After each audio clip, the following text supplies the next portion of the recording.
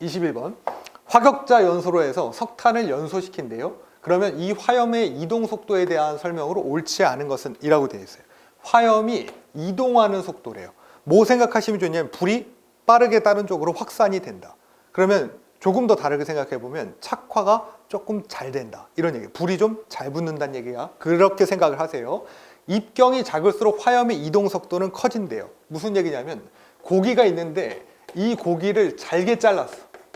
그러면 처음에 태우는 것보다 완전 티본 스테이크처럼 완전하게 그냥 굽는 것보다는 잘게 쪼개는 게 불하고 산소랑 만나기가 좋죠. 그러면 그럴수록 화염의 이동 속도, 그러니까 화염이 전파되는 속도는 커진다고 되는 거니까 좋은 얘기. 발열량이 높을수록, 열량가가 높을수록 화염 이동 속도 커지겠죠. 공기 온도가 높을수록 화염 이동 속도 커지겠죠.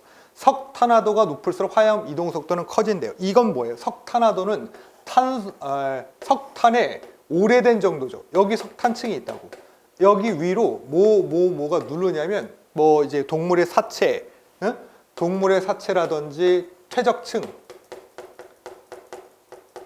뭐 암석, 뭐 이런 것들이 지속적으로 쌓이는 거예요. 공룡시대 때부터 있다고 생각합시다. 아주 계속 누르니까 뭐하고 뭐는 빠져나가는 거예요. 여기를. 얘네들 빼고 석탄, 아주 이 온전한 석탄 빼고는 계속 수분 증발하고요, 산소 날아가고요, 그 다음에 모두 나갈라? 휘발분 이런 거 날아가는 거예요. 그러니까 아주 온전한 석탄만 있는 거예요. 그러면 이런 거 생각해 보실 수 있었죠. 연료비라는 건, 연료의 비율이라는 건 고정탄소 대비 휘발분, 휘발분 대비 고정탄소 이거였으니까 휘발분이 날아가면 날아갈수록 고정탄소가 많은 거란 얘기니까 그 연료의 비율로서 훌륭한 것이다. 이런 얘기 한 적 있단 말이지. 그러니까 이런 얘기예요. 탄화도가 높다는 얘기는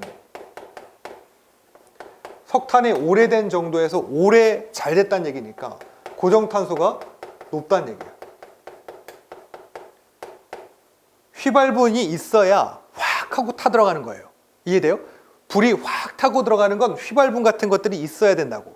또 수분 같은 것들이 있어야 한꺼번에 뭐 불이 잘 안 붙을 것 같지만 퍽퍽퍽 하고 튀는 게 다 수분이 좀 있어야지 돼요. 왜냐면 생각해보면 난로 같은 거 태우고 있을 때 거기다가 물을 확 뿌리면 어때요? 팍팍 막 타들어가죠. 그러니까 그런 것처럼 휘발분이라든지 수분 이런 것들이 있어야 확 타고 들어가는데 결국은 고정탄소가 있다는 얘기는 휘발분이 적다는 얘기예요. 그러니까 확 타 안 타? 확 타지 않는다고. 그래요. 석탄화도가 높을수록 화염 이동 속도는 커지는 것이 아니라 서서히 타들어간다고. 뭐 생각하시면 좋아요? 숯 같은 거 생각하시면 좋죠. 처음에 잘 안 타지만 계속적으로 때우고 연료로서 효율은 좋고, 그죠? 오래가는 그런 거 생각하시면 되겠습니다. 정답 그래서 4번. 그 다음에 연료의 특성에 대한 설명 중 옳은 것은 이렇게 되어 있어요. 이거랑 뭐 같이 비슷한 얘기인데요. 석탄의 비중은 탄화도가 진행될수록 작아진다고 되어 있어요. 비중이라는 것은 밀도의 단위랑 같이 쓰는 거죠. 그러니까 무게야. 휘발분 날아가고 얘만의 온전한 무게인데 탄화도가 진행되는 거. 이거 오래됐다 그랬죠. 그럼 뭐뭐뭐 날아간다고? 수분, 산소, 휘발분 이런 거 날아간다고. 그러니까 탄화도가 진행되면 진행될수록 석탄 본질의 자체의 비중은 커지게 되겠죠. 그러니까 이건 됐다고. 중유의 비중이 클수록 유동점과 잔류탄소는 감소한다. 이거 그러니까 틀렸다는 얘기예요. 옳은 걸 찾는 거니까 이건 아니란 얘기야. 중유의 비중이 클수록 유동점과 잔류탄소는 감소한대요. 중유는 일단 우리 원유를 생각해 보면 제일 밑에 깔리는 애들이 누구예요? 중유. 이런 애들이 밑에 깔려. 그 다음에 등유라든지 경유 깔리고 맨 위에 있는 애가 누구예요? 휘발유라고. 휘발이 잘 되는 유기 때문에 휘발유라고 붙인 거고 무거우니까 중유라고 붙인 거란 말이지.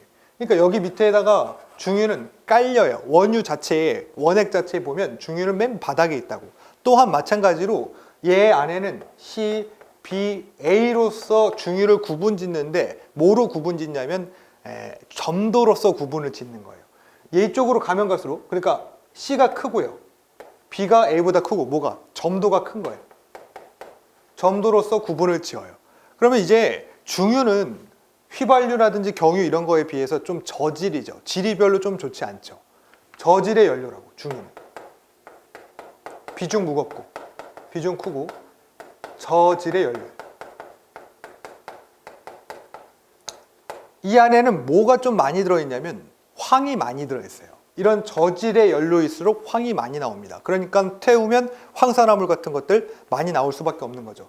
또한 연소가 잘 안 되기 때문에 좋지 않기 때문에 타고 나면 뭐가 많이 나올 수밖에 없냐면 잔류탄소가 많이 나올 수밖에 없어요.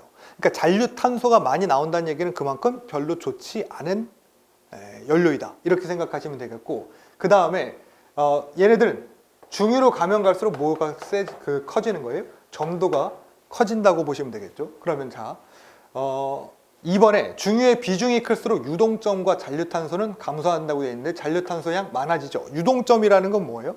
점성이 풀려서 이제 흐른다는 얘기예요. 이제 서서히 이제 갈 수 있다는 얘기예요. 물이 잘 흐른다는 얘기입니다. 그런데 그 지점이 점도가 크면 클수록, 점도가 크면 크다는 얘기가 더 끈적거린다는 얘기니까 유동점은 반대로 되는 거죠. 이게 작아질수록 유동점도 작아지는 거고, 점도가 클수록 유동점도 커지는 거죠.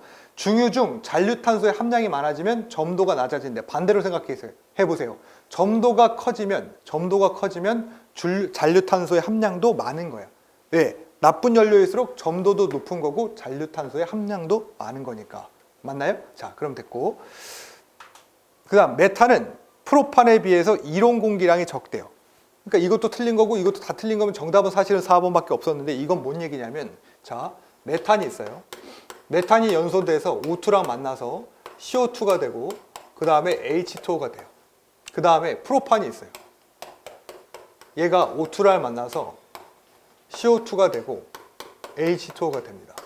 그러면 이 상태에서 이론 공기량이 작다는 얘기니까 이론의 공기량은 AO라고 하는 거죠. 공기는 공기인데 이론이야. 맞아요? 이렇게 쓰는 거였다고. 그런데 자, 보세요. 얘는 뭐를 통해서 얻을 수 있었어? 이론의 산소량이, 얘가 산소, 얘가 산소, 이거 누구? 공기. 그래서 산소 끊어져서 이론의 공기로 가는 거였죠. 아, 그러니까 다음부터 이론의 공기량을 알고 싶으면 뭘 통해서? 산소를 통해서 알아낼 수 있는 거야. 그러면 자, 이 산소는 무슨 산소를 말하는 거냐면, 이 연료를 연소시킬 때 소모되는, 얘네들을 연소시킬 때 필요한 산소인 거예요.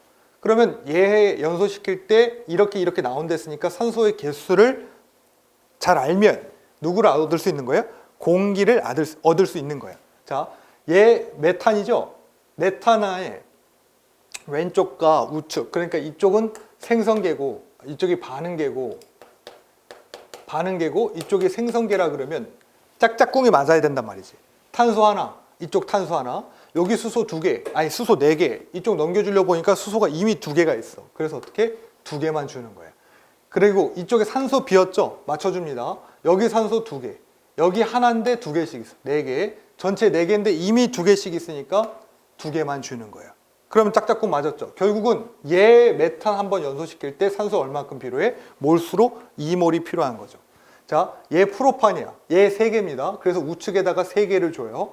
여기 수소 8개죠? 이미 2개씩 있으니까 몇 개 주면 돼? 4, 2, 8, 4개만 주면 되죠. 이제 산소 맞춰주려고 보니까 여기 6개 산소가, 여기는 4개, 총 10개 중에 산소가 이미 2개가 있으니까 몇 개 줘요? 5개. 그러면 얘 프로판 연소할 때 산소가 몇 개 필요해? 5몰 필요한 거야. 그러면 보세요. 메탄은 프로판에 비해 이론 공기량이 작다는 얘기는 결국은 이론 산소량이 작다고 보면 된다는 얘기예요. 그래서 정답이 4번이 됩니다. 얘는 2번, 얘는 2개, 얘는 5개 필요하니까. 그래서 정답 4번이었습니다.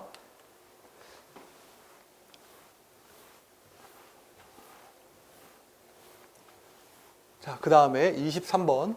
정상 연소에서요, 연소되는 속도를 지배하는 요인으로 가장 적합한 것은 무엇입니까? 이건 많이 보시는 거죠. 그래서 사실은 공기 중의 확산 속도, 이게 많이 영향을 줍니다. 나머지 것도 한번 보죠. 산소 농도라든지, 그 다음에 이제 분무기의 확산이 원활하게 되는 거, 그 다음에 산소와의 혼합이 얼만큼 잘 되는가, 반응계의 온도 및 농도, 촉매. 자, 여기 중요한 건 산소 농도가 크면 클수록 연소 속도 빨라져요. 그 다음에 분무기의 확산 및 산소와의 혼합이 클수록 연소 속도 빨라집니다.